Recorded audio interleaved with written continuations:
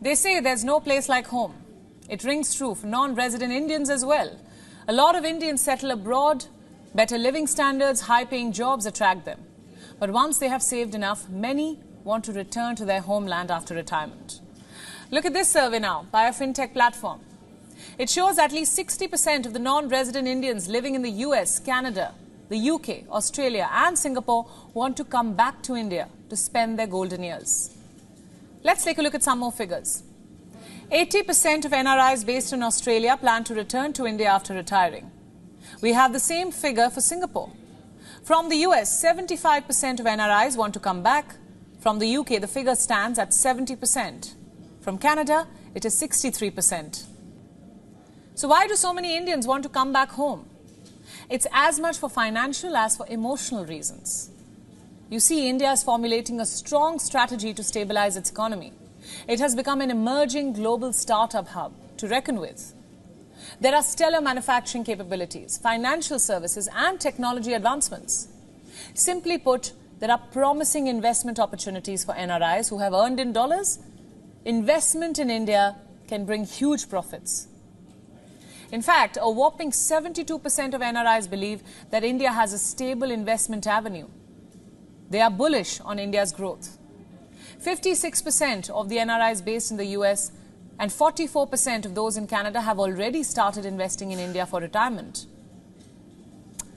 Then, of course, there is low cost of living. NRIs who have earned in dollars all their life and have thousands saved up in their retirement funds can afford a better life in India. Much better. In fact, far better than they would have in the United States or even the United Kingdom. Why do I say that? Because inflation is already soaring in the West. People are struggling to make ends meet. After retirement, when there are no monthly paychecks and only bills to pay, NRIs would be financially better off in India. There is also better and more accessible healthcare.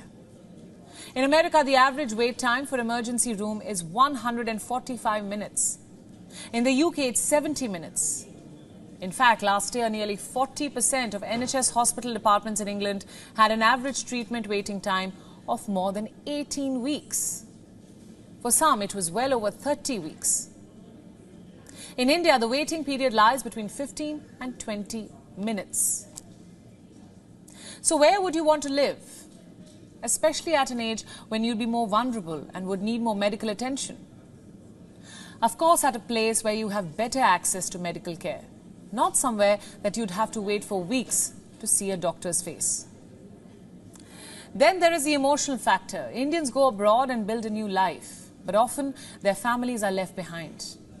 And why just families? Also their friends, their culture, their childhood memories. Some want to raise their children or grandchildren in India close to their culture. You see, a lot of Indians move to foreign countries every year. Reports say the figure lies between 1 and 2.5 million. As of data from 2020, 18 million Indians live abroad. India has the largest diaspora population in the world.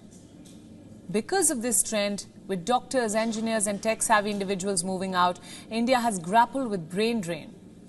But now the good part is, a lot of the NRIs want to come back, even if it's after retirement. Home is, after all, home. WION World is One is now available in your country. Download the app now and get all the news updates on the move.